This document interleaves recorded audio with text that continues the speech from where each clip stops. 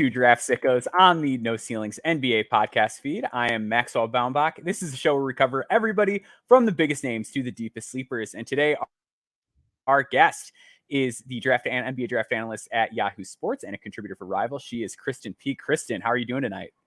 I'm glad you caught me at home. I've been on the road so much. And so when you asked me to do this, I was like, great. I'm not going to be in some random city, like trying to get through this through like shoddy internet connection. So no, thanks so much for having me. I'm happy to be here. Yeah, it's a pleasure. And that's a big part of why we're such a big fan of the work that you do, is because you are always on the road. You're putting in serious scouting hours, but on the ground as well. Like you were on the ground today.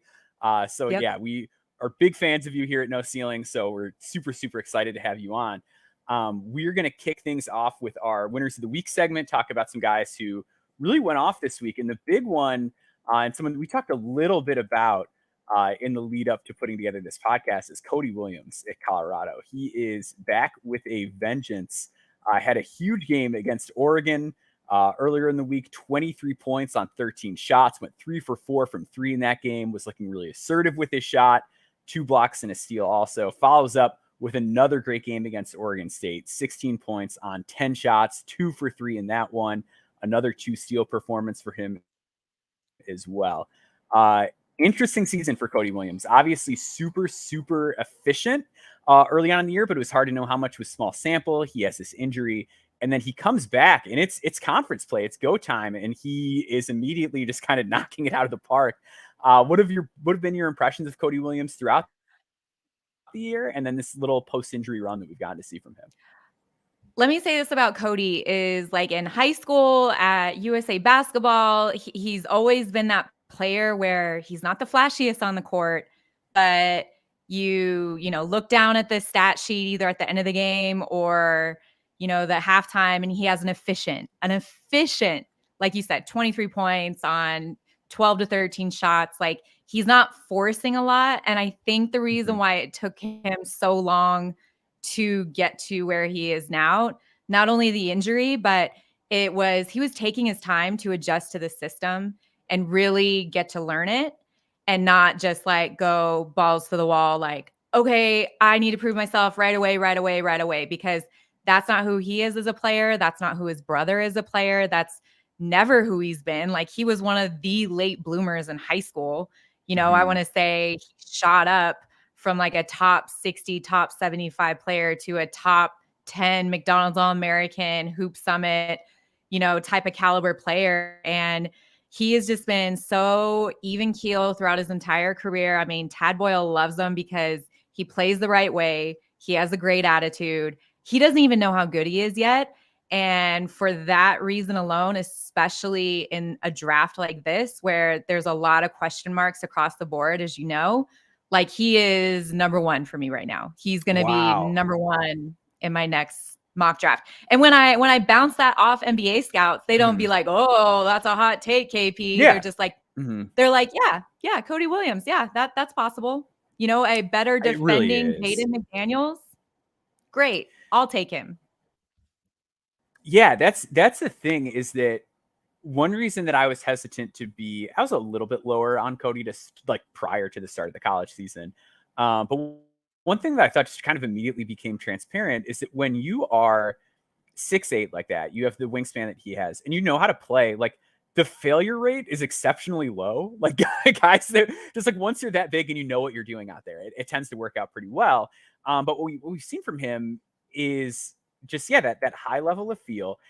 I love how he's played defensively since he has come back. I wrote a feature on him a little bit earlier on in the draft cycle, and one thing I noted was like, I'm whelmed with the defense. Like I didn't think it was fantastic. I didn't think it was bad. I thought that with just his level of understanding and ability to process the game and size, like he was going to be a good NBA defender. I had no doubts about that.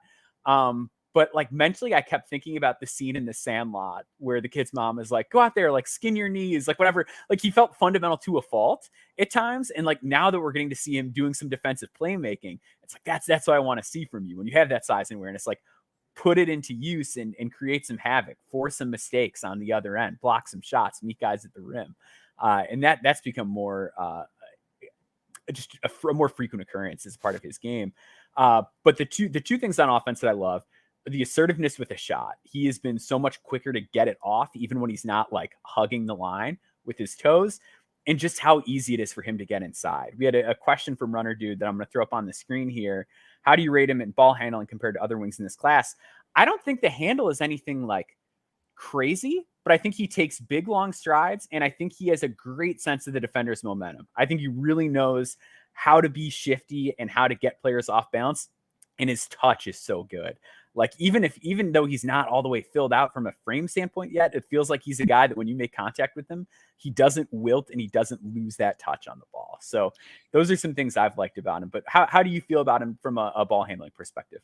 And well, I'll say this, he's not one of the players where I'm like holding my breath when he's dribbling the ball, like in the open court or off the PNR. Like, I'm not like, oh my gosh. And he's not like a turnover prone wing. I mean, I've watched a player recently where it's like, I see him in a half court set and he plays the same position. And I'm like, don't put the ball on the ground. Just pass it, get to your spot, get to the cut, use your mismatch, use your side. Like, I don't feel that same anxiety with Cody just because he's such a smart player. And like, for as nice as a kid as he is tough on the court. Yeah. Like, there was a time at USA Basketball where they were scrimmaging and it was, Tad Boyle's the head coach of the team, right? So everyone's like, okay, he's going to make the team, but he's still fighting for his spot, right? And he gets knocked down and it was a hard foul. And he like stood up right away. Like, he stood nose to nose with the opposing player, right?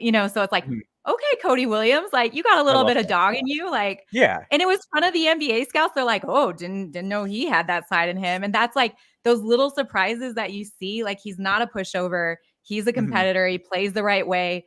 And the fact that like his older brother, yes, he doesn't have the same size. Obviously, he's younger and he still needs to develop a little bit. But like seeing, how well his brother's been playing and, you do the intel in the background on the family. There's no red flags. He's going to be a great locker room guy. He's very coachable.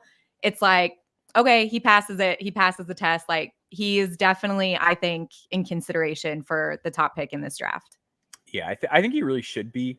One question I kind of want to bounce off of you is that, and it's something that like just from an evaluation standpoint, I've been a little tripped up on with him, is the rebounding numbers haven't been great for somebody his size. But then occasionally he'll just like snake in on the offensive glass and get like a beautiful putback.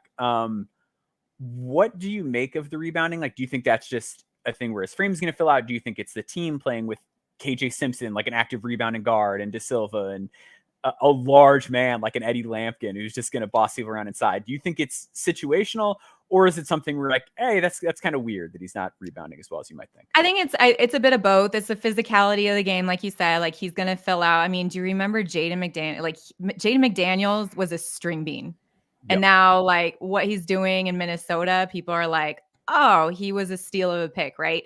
And so you see the same, like, I know I keep bringing him up, but that is like the closest comp that I have of Cody Williams at this time. But like, I'm not worried about his rebounding. I don't think it's like a lazy thing. Like you said, maybe it's a situational type thing where the personnel that they have on the team, that they have on the court, are asking to crash the boards harder.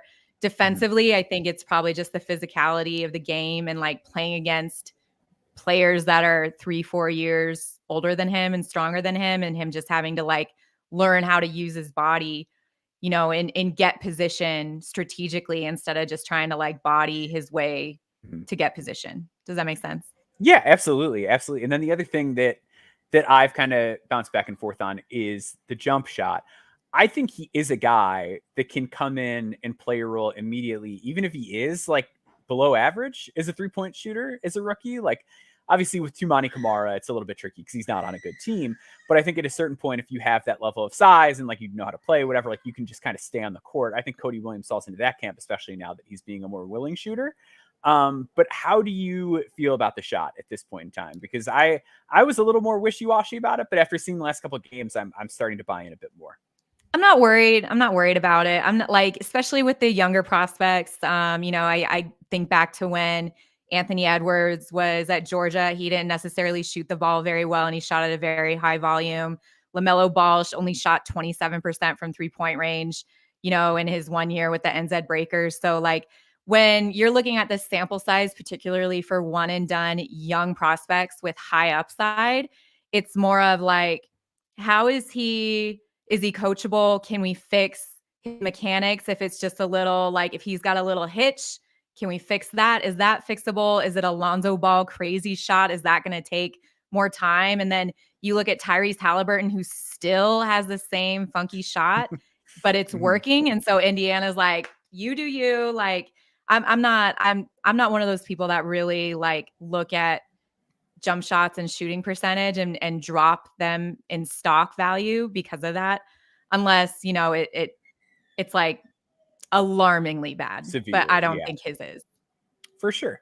So Cody Williams gonna be number 1 on your next board. Very interesting. He's a guy that I've had pretty much top 10 since play started, and like he has to be in that mix at a certain point, just based on sheer production, but also the upside with the fact that you mentioned like he's a late bloomer. So like if you want to like knock the fact that he's skinny and like the physicality, whatever, like those guys just fill out later. He just stopped growing. Like Leonard Miller was one of the guys. He was skinny a year ago. Jaden McDaniels, like a lot of these guys, it just takes them a little bit of time to fill out, especially when they're growing kind of later on in their development than some of their peers. Let's jump over to Dalton Knecht. I am a giant fan of Dalton Knecht. People listening to this podcast probably want me to shut up about him. He was the guy that I covered in my Under the Radar series this offseason. Huge week for him. Started kind of last week, actually, with a 36-point game against Georgia, then 39 against Florida this week, against Alabama yesterday. Dropped 25 points. He is now at 18.8 points per game on 47.9, 40%, and 83% splits. Really interesting player. What have you kind of made of Knecht throughout this season so far? I'll tell you what, Jaime Jaquez Jr. is doing players like Dalton Knecht a lot of favors with how productive him and Brandon Pazinski, with how productive they've been immediately in their rookie year, being older, established players. And with Dalton specifically, like I saw him at the Maui Invitational. I went down to a practice to Tennessee, and, I had heard about him. I knew he was like a hot name in the transfer portal. But being able to see him and how competitive he is and how hard he plays, like you don't understand. I don't think it translates well through the television. Like when you watch him in practice or even, in a game, the way he's like fighting tooth and nail for 50-50 balls against, like bigger players. God, I can't even remember who they played in the Maui Invitational. It was either like Kansas with Hunter Dickinson or Purdue with Zach Edey. But he was just like, he had like no fear in terms of like going after boards against them and, off a weak side rebound. And the Tennessee coaching staff, they told me, and then Dalton like confirmed this, they said that he chose Tennessee over Kansas and North Carolina because he wanted to work on his defense. And that was a major glare, during his time at Northern Colorado. And so picking a defensive team like Tennessee gave him the opportunity to work under Rick Barnes, really work on his lateral movement. And it's definitely paid off. I mean, now we're looking at him like he was like a fringe first rounder for a while. And now we're seeing him pop up in the lottery, because people want to, especially in a draft, like if you're not willing, if you're a team, you don't want to take a big swing on someone and you want to know exactly what you're going to get, exactly what you're going to get right away from Dalton Knecht. And like, I love stories like this. I think it's one of the best stories in college basketball this year. And the fact that he keeps growing his game and getting more and more confident. I think him and Kevin McCullough Jr. are two of the players, the older players that, you just see their confidence grow with the more touches that they get within their respected teams. And he's delivering under pressure, and also defensively has gotten a lot better. He's not perfect by any means. He still has like ways to go before he's, defending in the NBA. But I really like what I've seen from him. Yeah, I'm a huge fan. And I threw that comment from Dirty Dancer up on the screen there, that he's athletic and the defense could come. Yeah, that's exactly the same thing that he told me this offseason when I interviewed him, is that Tennessee was the team, partially because Kevin Durant was his favorite player, and then number two was the defense thing. And I think with the defense, I've seen some comments that are like, oh, the steal and block rate's still not that high and whatever. And like, I think that's true, but I think to a degree they may have had to. I don't want to say deferred on the defense because it's his last season of eligibility, but when your role is to go be the guy who gets buckets for your team, like there are going to have to be concessions that are made on the defensive end. And I do think there's some things that need to be tied up with how he slides his feet and things like that. But at the end of the day, like I'm kind of with you. I think he's better than he was a year ago on defense, even in this role. And I love how he gets off the floor to contest. Like he obviously has bounce on the offensive end. Like he's one of those guys that puts up big dunk numbers every year, gets a lot of dunks in the half court. But the way that he's just able to explode and get shots, like I don't worry about him defensively at the next level once he slides into a lower role. I think the other big kind of improvement area for him has been passing. And I don't think the passing's anything crazy, but it seems like he's done a good job of adjusting to the speed of the high major game and that he's sort of figured out how to use his gravity and handoffs a little bit. He's not like a point forward or, a guy that I'd be like, right, we're going to run the offense through him. But it seems like when he's coming off of an action, he kind of knows like, hey, when I get this look from the defense or if they kind of blitz or hedge up, here's the pass that I can make to the big man to get off of it real quick. Like those are things that weren't quite there a year ago where it was a lot of over dribbling or, sometimes he might turn it over. Like that sort of thing I feel like has come along for him quite a bit as well. Are there any players that he reminds you of in the NBA? Because there's a name I kind of want to throw out there, and I'd be interested for your take on it. You throw it out. I am the worst at comps. Like I am literally. I get asked to do this from my editor, and I'm like, I know I was never a big comp guy, but I can do it in the sense where if it like jumps right out in front of me and I'm like, oh, that's who that is, or that's a better version of whatever, then yeah. Okay, you tell me who you think he is. So he reminds me of Ochai Agbaji, but with more like mid-range sauce. Because like Ochai was a guy that was like, he can move the ball, but like you didn't really want him like doing anything for a prolonged period of time. It was more like, hey, use your athleticism, shoot those threes, cut to the rim, drive in a straight line. Like I think Dalton can do all of that stuff, but I think the fact that he has like this mid-range shot making bag that he kind of put together during his time at Northern Colorado, we've seen at Tennessee, like kind of gives him a little bit more upside. It's like when I see Ochai carving out a role immediately in Utah and getting bench minutes every night, like to me, it's like, why can't Dalton Knecht do that and then some? I think he's behind Ochai like fundamentally as a defender, but I think on the offensive end, that's how I see the role kind of playing out. Sure, I'll take it. But that's the thing though, is like Ochai went like lottery and what was like a better draft. So I guess the next question I'd have for you is like, how high would be too high with Knecht on a board? Like if you're putting together a mock draft, where's the point where like, I can't quite do it yet, or like, No, I'll do it. I mean, listen, I got a mock drop in tomorrow. I've got Dalton 14. Yeah. That sounds completely reasonable. Which isn't like that's where Ochai went. Like fine. that's more than a fair range for him. And I think about teams like Memphis or some of these teams that just kind of feel like they're one like wing shooter away from having like the rotation just kind of nicely rounded out. I think he could fit in a lot of places like that. Yeah. We're going to go to a break. We're going to come back on the other end here. On the other end, we're going to talk about Jacoby Walter and Modest Buzelis. So some very fun names on the other side here. We'll be right back. Stick with us.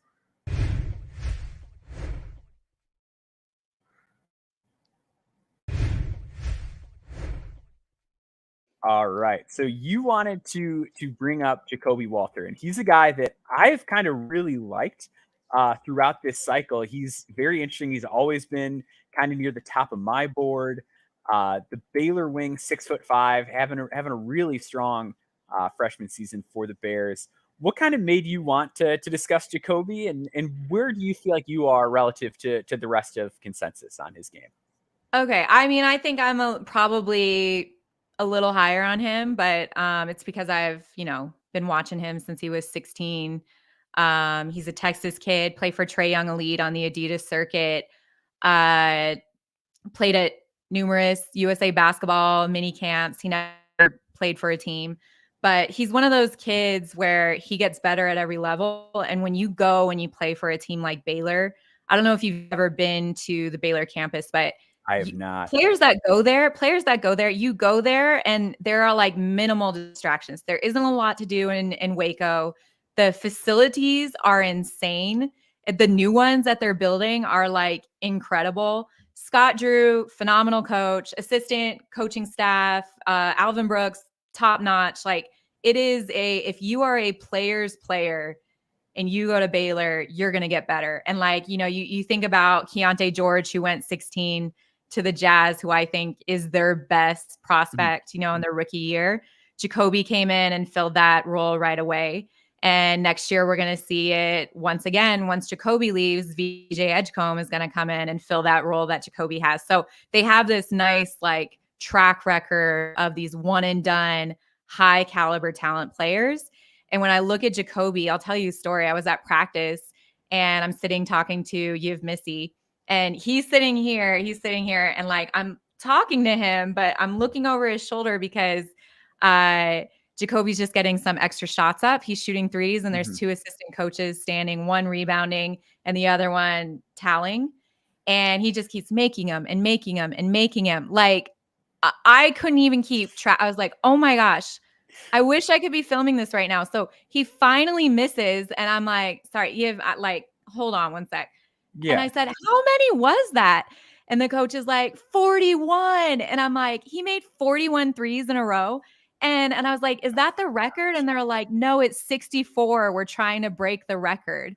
And so like, for me to sit there and watch him make 41 threes in a row, and like, he's just so laser focused on this. And the thing that we have to remember about college basketball is that teams have so much time to scout and prepare for their opponents. So when we see dips in games and performances with Jacoby, when his shot isn't falling, his touches are being limited, that's not necessarily on him. And I'm not worried about who he's going to be in the spacing of the NBA game, because he can get a shot off anywhere. He's got great size, great instincts, high IQ. It's more of like the sets, the offensive sets that he's been asked to run under Scott Drew, and also like the scouting from other teams. So I'm super high on him. I'm going to eventually, like, they're going to come out and play BYU. I live in Utah, for those that don't know. They're going to come out and play BYU, and I'm going to make a case for him at number one. Like there is a strong case for him as the top prospect. Yeah. I've kind of been there with you. I've oscillated like a little bit as far as where I have him, but to me, I feel like if nothing else, he's a really safe bet. Like he's a guy who can really shoot the cover off the ball and has some shot maker stuff to him. Like he's not a standstill catch and shoot guy. He's a real good scorer. Yes. And if he's not number one, I don't see him falling from the top 5. So there was three things that you said that I wanted to ask you follow-up questions on, because each of those was like, ooh, that's really interesting. So one of the first things that you mentioned was kind of getting to see his development over time. Like you've had your eyes on him for a long time. Like you do a lot of work covering these guys as they're in high school, going up USA basketball to college, the whole nine. What are the things that you've seen in like his developmental trajectory that have kind of kept you encouraged and buying into what he can continue to become at the next level? So first of all, I mean, I would say he didn't start out as this like phenomenal 3-point shooter. He was one of those like, I'm athletic, I can get to the rim whenever I want. And then when that was taken away from him, that's when he really honed in on his shooting mechanics as a catch and shoot 3-point shooter. And so, but then when he was known about that, he's like, okay, I need to really study different players and how they read the PNR. I need to be more comfortable off the dribble. I need to be more comfortable shooting, through contact. And through every step, he's really just like taken like his own approach to it. And I've seen improvement throughout the way. And the thing with following these kids when they're so young, it's like, and this is why I think it's so important that NBA scouts are getting out to see more and more high school events and more AAU events, because especially for the one and done prospects, like if you see them in high school and they go like, where's the camera? They go like this, and then they plateau, then you already know that they have a limited upside in the NBA. But if you still see them keep going up and up and up, and they're slowly, gradually adding to their game and improving and working on their body, then that they have a little bit more untapped potential and upside as an NBA prospect. And I think Cody has that. I think Jacoby has that. And I think that's why they're so highly, regarded towards the top of the draft through the NBA community, the scouts that have been able to get out and watch both of them. For sure. Yeah. So then the other thing that you mentioned that I thought was really insightful and something that's like really interesting, and I think a big credit to why I've remained pretty high on Jacoby is the role, like taking over sort of that Keontae George role. Like Baylor they always have a million guards that can really play, and like this year is no different with Jaden Nunn, with Ray J. Dennis, Langston Love coming off the bench. Like they always have those guys.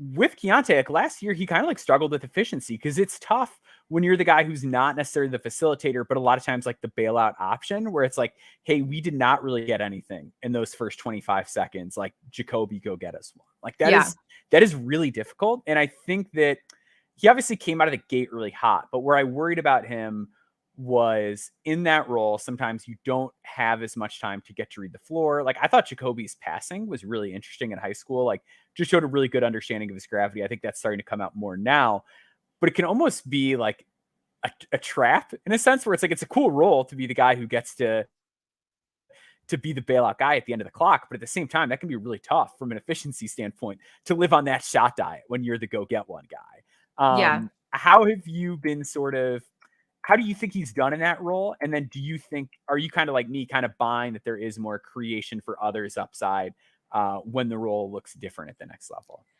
The thing I'll say about this, because you kind of mentioned Keontae George, and like what I've known from Key all the way from high school and college is like he was a pure bucket getter. Like that dude never saw a shot. He did not love. And then all of a sudden he gets to the Jazz, and what he spent his entire summer doing, his mom told me this, is he watched every single Jazz game from last season to try to learn the system, to learn how he could come in right away and try to make an impact, right? And so then we're seeing now he's more of like a facilitator and a passer, something that Keontae has never, ever been known for, ever, and like leading all rookies in assists. So when I say like Jacoby is like a similar player, one of the assistant coaches at Baylor said like he is a meticulous student of film. He wants to watch film after every game, whether it's a horrible loss or he played horrible and he went 1 for 7 or whatever, and like hates himself for it. He wants to watch film right away. And so when I hear of a player that is like, kind of that deep into basketball, and it's not just about, the accolades and like, I'm going to hit the ball at the end of the shot clock and create. It's like, no, I'm going to learn my role. And right now in college, my role is being asked to do that. But in the NBA next year, whether that's whatever team, it might be different. So it's like, how can I be productive without the ball in my hands? And I think he's that type of player. It's like, and NBA teams, they're always looking for that. It's like, yeah, Ron Holland, you are the dude, but how productive are you? How are you helping your team win possessions when the ball is not in your hands? How good of a cutter are you off the ball? How good of a screener are you? Are you reading the defense well? You know what I mean? It's those little things, because we all know these kids can score. They're looking at the mental side of it and, how they can contribute and for their team in a different aspect, right? Because let's be honest, anybody, I think in the top 10, no one is going to come in and be asked, you're the dude. You're the one that's going to get the ball in your hand at the end. None of them are going to be that next year, I don't think. No, they're So not. it's like, how productive are they off the ball as well? And certainly. I think Jacoby is very, very productive off the ball as well. Yeah, I would agree with that. And I think that it's shown in how good he is off screens. Like 16 threes off screens this year. He's made 8 of them. He has that pull-up game, like just has more to him as a shooter than just a guy who is going to stand around and do nothing, or a guy that needs the ball. Like if you're one of those two things, it can be a lot trickier when you're making that transition, but Jacoby does that really well. One thing I want to touch on with him is the kind of knocks that I've seen on him are you you're going to say, go on. Are you talking about the rim pressure and the finishing? I was going to say the finishing, and then he gets burned defensively a lot. So yeah, those were the two. Yes. I want to make a defense of the finishing first off. So I have been doing like this spreadsheet project for part of what we do with No Ceilings Plus, tracking data, like going through all of these prospects historically that have had like good NBA careers. his finishing rate is good. Like he's at 63% at the rim this year. So the knock is then, well, he doesn't get to the rim a whole lot, like only 18.5% of his shots are at the rim. That is actually a very good number for his archetype. Like he gets to the rim more than Moses Moody. He gets to the rim more than Max Strus. Yeah. He gets to the rim more than Desmond Bane did, more than Cam Reddish, Duncan Robinson, Malik Monk, Devin Vassell. Like I get that it's like, it would be great if he could just blow by guys and get to the rim every single time. But I still don't think he's like doing a bad job of it to the point where I'm like gravely concerned about him struggling at the NBA level because of it. Are you in a similar spot with that? Or are you like, I don't know, are you more concerned about it? No, I'm not concerned at all. No, the one glaring thing is definitely defensively, like how players blow by him a lot. Like I was at the Duke game at Madison Square Garden, and a scout came up to me and their, I don't know, assistant or GM or whatever was with them watching the game and is watching both teams for the first time, and they're like, okay, who am I watching?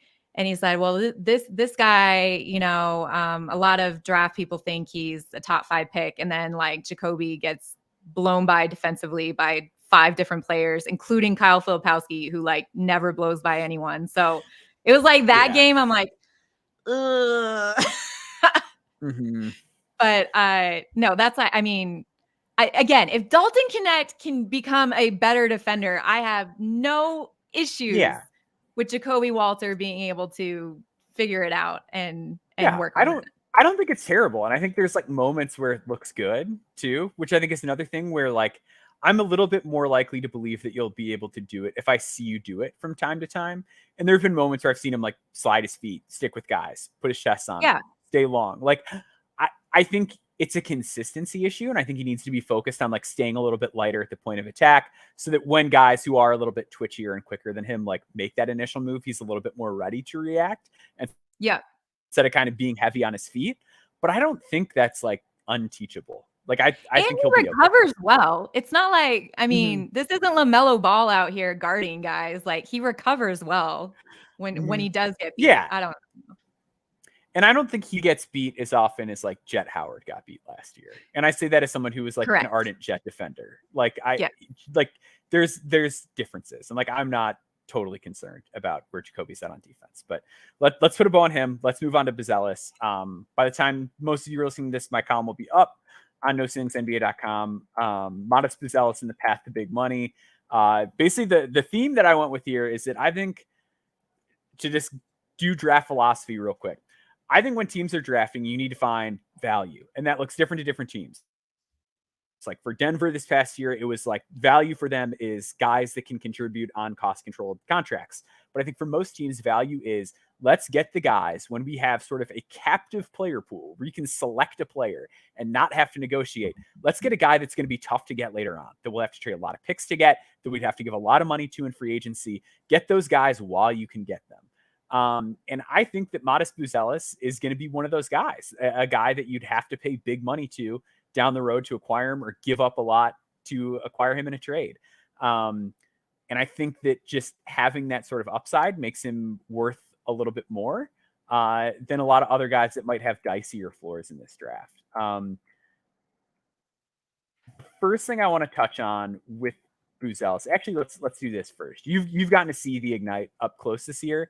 Did you get to see him before the injury or after the injury at all? I did. Yeah. I was down at the G League showcase right before Christmas. And then obviously I saw him when they played Perth in September for their first couple games. And he did not play in the You saw some rough Buzelis games. You did not see him at his best. But did you have any like initial takeaways on Buzelis after just seeing him in person? No, I will say this about Modest, and you know, I'm a fan of his. I know people are either hit or miss with him. I think, you know, defensively, he gets a lot of criticism for, you know, not being able to guard the perimeter. Like he's saying he wants to be a point forward and he's got to get out and guard the perimeter off the switch. And yeah, he does get caught every now and then, but the timing on his blocking, especially playing in the G League, has been the most impressive part defensively of his game. And then also just his grab and go style and just the confidence to have the ball in his hands and push the break, or his passing. I think his outlet passing has been really impressive. And that's the speed of the G League game. Like it's more of, it's polished. I don't want this to sound bad, but it is. It's very fast paced. It's like polished, high level pickup ball. Yes, that's kind of a fair way to say it. And okay. It's fair because it is there's a very transient nature of the league where it is a lot of this guy's in, this guy's out, this guy's back with our big club, this guy's back on a 2-way. Yeah. This guy just got picked up. It's hard to walk the ball up, run sets. Yeah, it's hard to do that. Just based on how much is happening from a transactional standpoint all the time. So I think where I'm higher on Buzelis than a lot of people is I kind of like the defense. I especially like it off the ball. The on ball I get. The on ball is tricky. He gets pushed around a lot. Guys just bully him right now, especially bigger dudes like Mason Jones. I remember there's one play where Mason Jones isn't tall, but he's strong and just pushed his way to the bucket. A lot of guys have had success with that against him. His feet need to be a little bit better. I'm not sure I love the hips. He has the best combined steal and block rate that any of the Ignite prospects have had. He is one of the top wing shot blockers in the G League. I think he does a really good job of just recognizing what the offense is trying to do and getting in position. And again, he's a guy who has to get stronger. The frame isn't awesome. The measurables aren't great. He's a guy with a flat wingspan. I will say this though. When I saw him in September, sorry to cut you off, but talk about his frame, and he looked visibly stronger. And I said, Modest, how much weight have you put on? Because it was obviously muscle mass. And he said 22 pounds from March of last year to the start of the season. So there is that ability to add weight and add muscle, and he is going to get stronger. Yes, continue. I completely agree. And I even think coming back from injury, he looked bigger than he did before. I think he looks bigger in the more recent games. And I think he's going to figure it out. But just to be quite frank, I think the defense is going to be pretty good. I think it's 6'10", being able to cover smaller players. Once he gets a little bit stronger, which is completely correctable, a lot of the stuff feels coachable. I think he's going to be pretty good on the defensive side of the ball, especially with just how sharp he is mentally. Offensively, I'm a little bit confused at times. So great shooting track record coming in. His shot poorly this year, but is now starting to really hit. He was 22% in the showcase games, and now in the regular season games, he's up to 29. But over the last couple, he's been hitting more and more and more. What is your concern level about the shot? Do you just buy the shooting priors, or are you he might just be okay, or are you he might not be able to shoot? I haven't seen, do I wish there was a more fluid shooting motion? Yes, but I can say that about a lot of players in this draft class. I'm not necessarily concerned about the shot itself, maybe the shot selection at times. But it with the G League, it's so hard to scout these kids, one, because they're not winning any games. And so you're looking at, and you talk to them afterwards. I talked to Modest Ron and Tyler Smith, after they lost, I think every game in the G League showcase, the 2 or 3 games that they played. And I said, how do you guys keep going? It's an honest question, because it gets to a point where all of these NBA scouts are coming to watch you, and your games are essentially unwatchable. So it's hard to really scout for the next level when the games are so incredibly lopsided. You look at you still look at the box score, and Ron Holland was flirting with a triple double last week. But you watch the game and it doesn't feel like that. Yeah. Because somebody has to score. So Ron's going to take 20 shots, and Modest is going to put, I want to say the best game that I saw from Modest was that one of the first games he came back where he had the game winner, and it was the ball was in his hands. He was confident. but it's just so hard to scout these Ignite players because the games are so hard to watch. That's a very common sentiment, I would say. Like that's something you hear a lot of. Like there are always going to be teams that people in organizations don't necessarily like watching, and sometimes it's just like a stylistic thing, right? Like there are scouts that are like, oh, I don't. In the past, I don't like to watch Syracuse because they're going to play a zone, and it's tough to gain anything about their players. It's frustrating because if you're watching the other team, you're watching them play against a defense, they're not going to see the next level. People are not enjoying watching the Ignite this year, and I think a lot of it is their roster construction being so prospect heavy. Even with like an Eric Miko, who's like a very well respected player, it's like not a rim protecting player on that roster. He's not even really. player. Like, he's not even playing. Well, he's injured this year. Yeah, he tore his ACL. Yeah. Yeah. So like even when he's there, it's just like, all right, well, still like not a rim protecting center. Like the point guard play had been really rough before North Skull got brought in. Like it's a hard watch, and it's hard to know how much stock to put into what these players are doing well and what they're doing poorly. I think a lot of it. Well, we're saying all this, and I still have both of them in my top 10. So who cares? Yeah, but yeah. I think a lot of the G League Ignite players, a lot will be determined more so in the pre-draft process when teams can bring them in, when they, show off their skills and during a pro day. Like I think the pre-draft process for these Ignite players is really going to either make or break them in any sort of way. Mm-hmm. Yeah. I think that's completely reasonable. The other thing with Buzelis, I think he's actually done pretty well with is the finishing. Like his finishing numbers, again, compared to passing night prospects are pretty good. Again, the strength issue shows up there, but like to me, it's like, oh, he's gonna keep getting stronger, and like his touch really wilts against contact. Or like even Ron Holland, who's like slight of frame as well, he's done a really good job of keeping his touch when he meets physicality at the rim, and Buzelis hasn't quite done that. But he does have the ups. He can get up, finish above the rim, dunk it. So I like that. The one thing that I was really surprised by, just based on like, I try not to like look at stats a ton throughout the course of the season and go a little bit more eye test when I can, was just seeing the assist to turnover numbers for him before I started to kind of dive in, and seeing that on the year he has a negative assist to turnover ratio. So I've always kind of liked the passing, like you mentioned, like the hit ahead, the outlet passing stuff, like that's good. I had noticed throughout the year he always kind of struggled against contact, like picks up his dribble when he gets bumped at times. But I sort of liked his decision making. Like I never felt like at times, hey, this guy's a poor decision maker.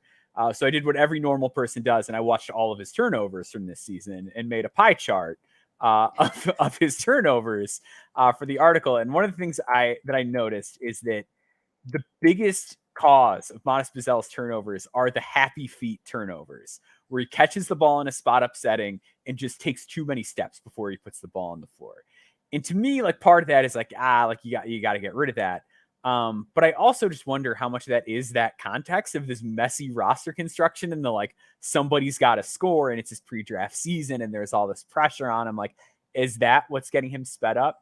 You've obviously spent a lot of time evaluating a lot of players. When you see somebody that's turning it over and the main cause is like they just catch the ball and they run, do you feel that that's more fixable? Is that something that gives you cause for concern? Like, how does that make you feel knowing that that is the biggest cause of his turnovers on the year?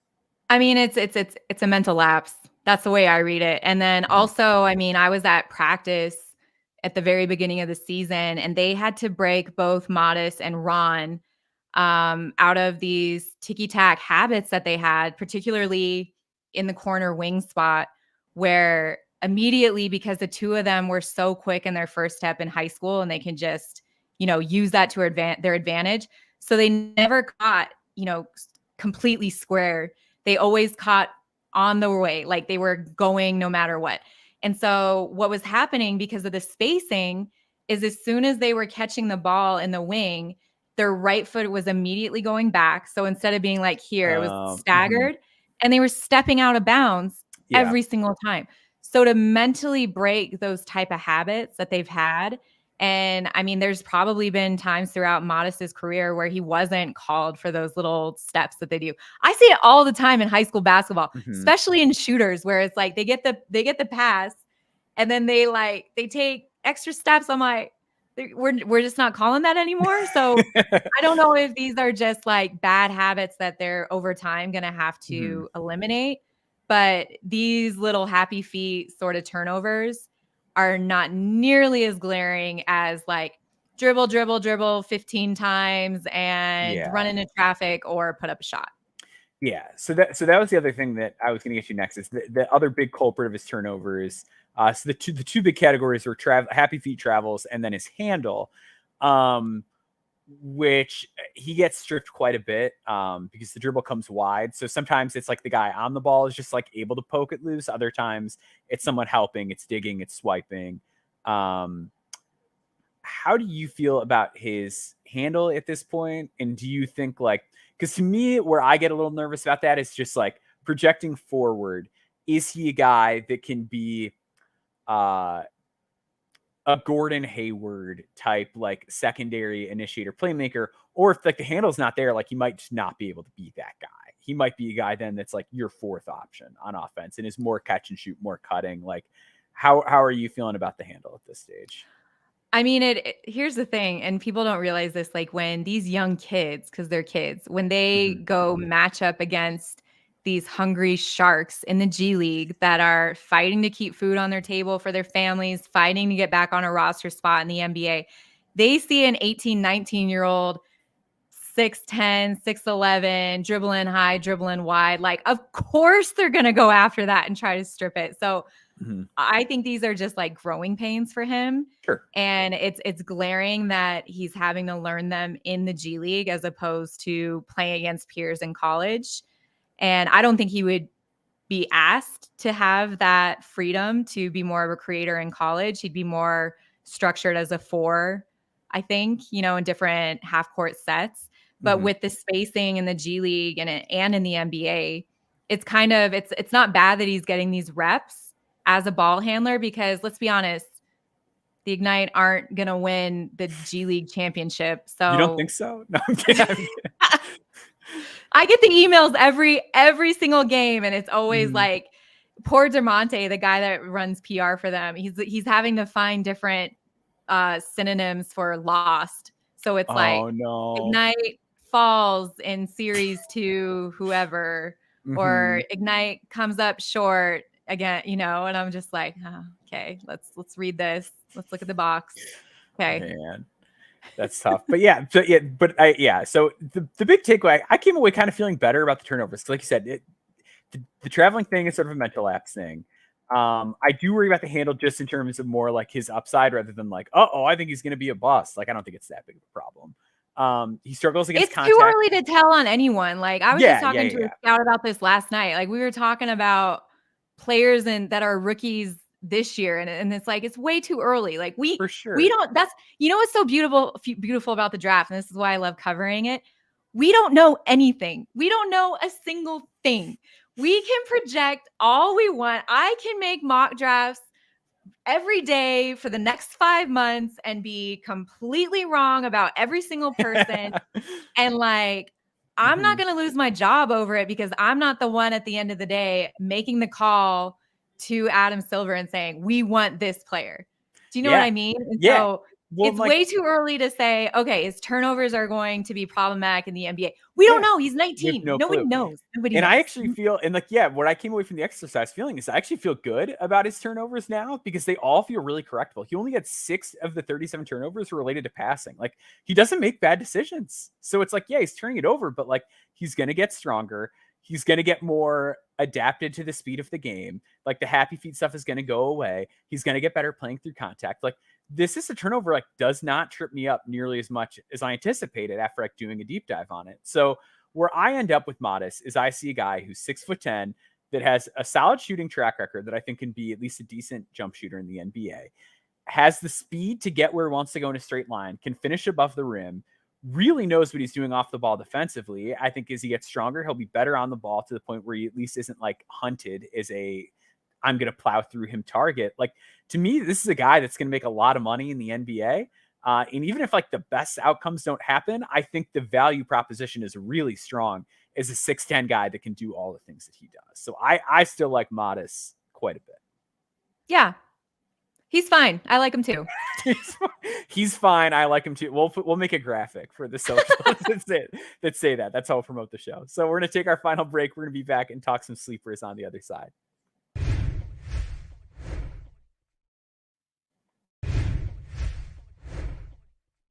All right. So the big one I want to get into on the Sickos session here as we get into our sleepers is a player that you brought up, AJ Johnson on the Illawarra Hawks. He is a person that a lot of people on our staff are still holding stock on. And I'm kind of out as a this year guy. So I want to hear the pitch. Like, what are you seeing with AJ Johnson that you are still buying in? Because it's been a real adjustment for him with the physicality of the NBL. Yes. All right. I went to Australia. I went and saw all those kids. I saw Alex Sarr. I saw AJ. I saw Trenton Flowers. I saw Bobby Klintman. I saw Alex Tui. I even saw your dude from the NZ Breakers. I mean, I watched him play against the Kings. And let me say this about AJ Johnson. He is in a situation there that's not ideal for him to get the reps that he needs to show his upside as an NBA prospect. And what I am doing is like, because I went to practices, Jason Tatum's father, Justin Tatum, is the head coach there. He took over about a quarter away this season. And Justin was with AJ all summer. They worked out at Joe Abunassar's gym, Impact, in Las Vegas during Summer League. And he looked fantastic. And so I go down there to Australia. He only played 8 minutes a game. They were having him run sideline to sideline. He didn't have a lot of action with the ball in his hands because they have two other point guards that are older and more established and have been playing in the NBL for a lot longer. And so they're using AJ's length to their advantage on the wing, which isn't where he's best. So then you go to practice and you see him in different 2-on-2 sets. You see him in PNR options. You see him in scrimmages where he does have the ball in his hands. Completely different player. So what I've been doing is encouraging scouts when they go over there, don't just go to a game, go to a practice. You will see him way more reps, way more opportunities. You can see what he can do, particularly from 3-point range, with his length and the way he can shoot the ball off the screen. He's really good off the dribble. And we saw that in a game. I mean, he only had 11 points. I think he had 11 points in 14 minutes. He went 3 for 3 from 3-point range. One was a deep three, one was off the dribble, and the other one was like with a defender in his face. So like I see those intangibles and I see his upside and I see a draft like this and I see a team in the back half of the first round who have the wiggle room to be a draft and stash. And if he hits in a couple years, great. If he doesn't, send him on his way. But just the size at 6'6" and what he can do with the ball in his hands and the passing is, you gotta at least take a look at it, That's interesting. Yeah, because I like the stuff that stands on my notes, and he's been much more productive since that coaching change that you mentioned. Like, and they're letting him like bring the ball up the floor, and he looks really comfortable with the ball in his hands, and he started to make more threes. I'm not like out on him for the year. I just want to see a bit more, but to your credit and to his credit, like I do think he has a lot of polish with the ball in his hands for somebody that size, and the physicality issue gets brought up a lot, but I think he's shown a lot of toughness. Like, is he struggling at the rim? Yeah. But like, does he ever stop short of the rim? Is he afraid to go to the rim? No. Like he's just kind of playing through it. And I think that's really admirable. I'll tell you one more thing. I was at Chris Paul's point guard camp. This is 2 years ago when AJ was there. And Chris is so great because he will get some of his, at the time it was Suns teammates that came in. So it was like Devin Booker. It was him. It was like a hodgepodge of like guards that came in because it was just a guard camp. And AJ, Chris was guarding him in transition, and AJ put this move on him and finished at the rim. And Chris just goes, he's like, damn, I guarded that perfectly. He's like, he's going to be a problem. So you see, like he's getting nods from guys that have been in the league forever, you know, and the NBA scouts were there. And listen, in the draft, it takes one team to fall in love. Like there are teams, Kaishan George at Miami comes off the bench, plays limited minutes. Teams are like falling in love with him, you know? So it's like, I think when AJ gets back stateside and he starts working out with teams are going to be like, oh, this is what you can do. Oh, sorry, we missed this, you know? And I don't know, but you're right. Like, I'm not here to like convince someone that he's going to be this all-star, whatever, 2.0 player, 6'6" point guard. But I'm just saying, like, I'm not out on him yet because I've seen it in person. I've seen the reps in practice and his potential. And I like the upside of what I saw. But if you just, I get it. I get why people are out. For sure. So let's stick within the NBL. We'll go to one of my guys here. You're gonna have to help me with the pronunciation because you've been over here. Montes Ripstavicius, is that right? Did I get it? I don't know. All right, cool. Sure, that's great. We'll call him Montes. He's been really good. He's been playing with the Breakers. 21 years old, gonna be 22 on draft night. So he's not like the upside play that AJ is. This is a little bit more like, let's take a guy and see if he can do something right away in the second round. He is really shooting the ball in the NBL this year. So he's 53% from the field, 45.2% from three. Always been a good free throw shooter overseas at 80% from the free throw line this year. But just a lefty who is long with a really high stroke. But he's also got some like downhill juice. Like, I think he's pretty slick with his first step. I like how he gets to the rim. He's tough at the basket. Floor mapping is pretty solid. Some nice like spray outs when he gets to the basket and there's not an easy finish right there. Seems like a guy who knows how to play within the flow of the offense. The in-between game isn't like really there. Like, he's not a guy that like has a move to get to a spot in the mid-range and do anything. Again, like, he's a little bit older than some of these guys. Defensively, I was pretty low on him based on the prior overseas tape heading into the year, but I like what he's done this year. I think he's changing direction pretty well in space when it's a rotation, uses length while guarding the ball, and like, he's just kind of up to the task physically. Like, he'll just randomly like lay his body on guys off the ball, which I like to see. I think he's a tough player. To me, I think his stock is going to kind of depend on how this draft shakes out and like who stays and who goes. But I think he's like a really interesting player that if I'm like a more competitive team, or even just a team that like needs competent bodies on the wing, like that's rebuilding, like he's a guy that it would be tough to get past at a certain point. How have you felt about Montes' game? I have not watched a lot of him, to be honest. I mean, I saw him, well, they got killed when they came here in preseason to play the Jazz. Nobody played well in that game. But the game against the Sydney Kings, I mean, he definitely was one of those players that, you know, is way more physical, you know, defensively. And like you said, like, he got to his spots. He's a very smart cutter off the ball. And I mean, he didn't necessarily shoot at a high rate, but he was like smart with his shot selection. So like you said, like, if you are looking like he's a competent wing, great. Sure. I'll take a swing at him. Fine. Especially in this draft. Like, sure. I was talking to an NBA guy and he's like, KP, you could probably give me a list of 30 names and make a reasonable case of why they should be drafted here. And I would agree with you. I'd be like, yeah, you're right. That could happen. I mean, this draft is going to be all over the place. That was the weirdest part of doing our like consensus group mock draft a couple weeks ago, was like, at a certain point, a lot of the picks, everyone's just like, yeah, that's fine. Sure. And then other ones, it's like, whoa, hold on. Not that guy there. But yeah, there's a lot of that. We're going to jump because your last one is really exciting. So we're going to do my other guy first, who's not quite as exciting. Jalen Bridges from Baylor was the other guy I wanted to bring up. 6'7" wing.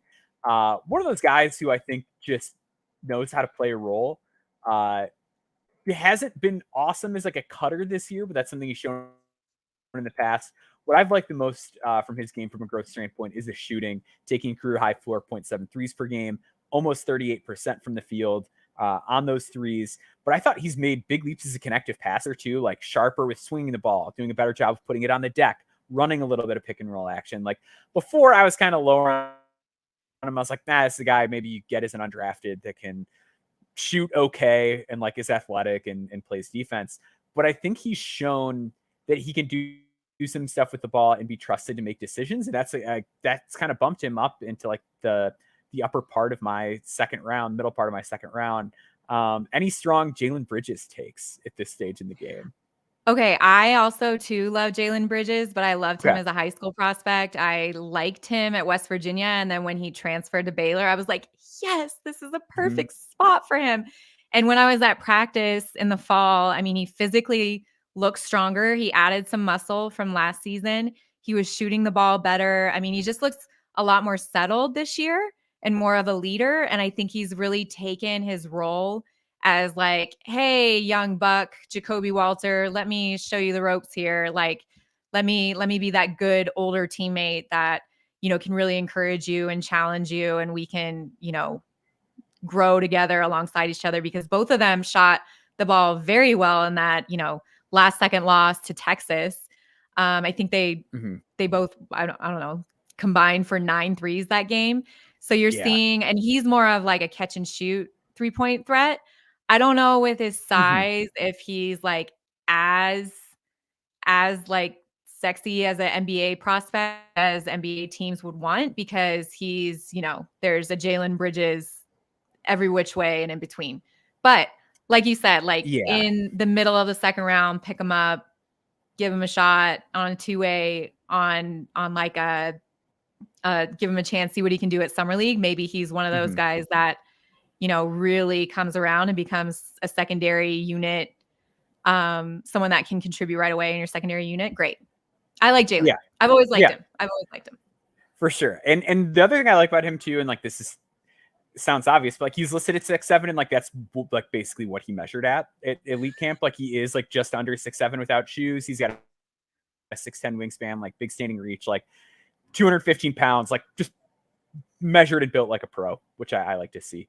Wait, can we hold on? Can we go to the chat, because I have to address this? Yeah. Adam Hurley, he's like, she looks like a Genie Bus lookalike. Okay, yes. This is not the first time somebody said this to me. I was at freaking Peach Jam sitting with NBA scouts, and I had a referee walk up to me and he's like, hey, what's your name? And I'm like, what? He's like, what's your name? And I said, Kristen. And he's like, oh, I thought you were Genie Bus.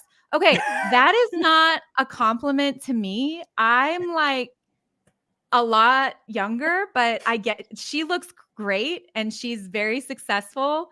So thank you, Adam, for pointing that out again. Seth Rogen, like if that makes you feel any better, at least it's not like you look like the ugly guy in comedy movies. Like that's what I get. So it could be worse. Okay, maybe like you could say she looks like Genie Bus from 20 years ago. That'd be nicer. Yeah, go on. So yeah, keep that in mind when you guys meet Kristen Peak in person at some point. The person you want to close with here is Kaden Carlisle, who is like red hot right now, and like a name very red hot is like picking up really serious momentum in front offices too. I feel like. What are you seeing with Kaden Carlisle, and like how? I know you mentioned like you're putting out this mock draft soon. Like where are you at with Kaden Carlisle? Mid first round. I'm swinging for the fences with him. It's January. I'm like, this isn't going to be my final mock before June. Like if a player is playing well, like give him his roses, man. Like he is doing everything right for Stanford right now. A little turnover prone. He had 11 turnovers combined in the last 2 games, but he had 31 points. He broke the freshman scoring record. He is a bucket getter. He's playing way more confidently, getting to any spot he wants to on the court, finishing through contact. Like it's unbelievable to see what these overtime elite kids have done after leaving OTE. And, you kind of speculate like, oh, okay, was that the development? And now they're competing at a high level or what? Because we're seeing it with Alex Sarr. We're seeing it with Tyler Smith. We're seeing it with Ethan Almonte, and we're also seeing it with Kaden Carlisle and Rob Dillingham. Those are 5 players that can be first-round picks that came out of the Overtime Elite program. But I would say what Kaden has done in the last month, he's become an instant impact freshman in the country for Stanford. He's helping them win. He's competing at a high level. And for that, I'm going to give you your first round roses and prove me wrong the rest of the season. Fine. Yeah. So this is a question I want to ask you. It's something I'm curious about, and it's something I wonder about a lot of small guards. He's listed at 6'3". What do you think he measures at the combine when they measure him barefoot? Not 6'3". Okay, because that was like part of my concern on the film is he looks a little bit diminutive. Either him or really Rob Dillingham will measure at 6'3", but they might dodge they could be. Rob's going to be a lottery pick. I mean, he doesn't even have to. He can dodge measurements if he wants. Yeah. One thing I've liked about Carlisle is like he's blocking shots at like a surprising clip. Like he does have that pop to him, which is kind of surprising. But yeah, the scoring is just dynamite. Like he's outrageous. You've seen more of him at lower levels than I have.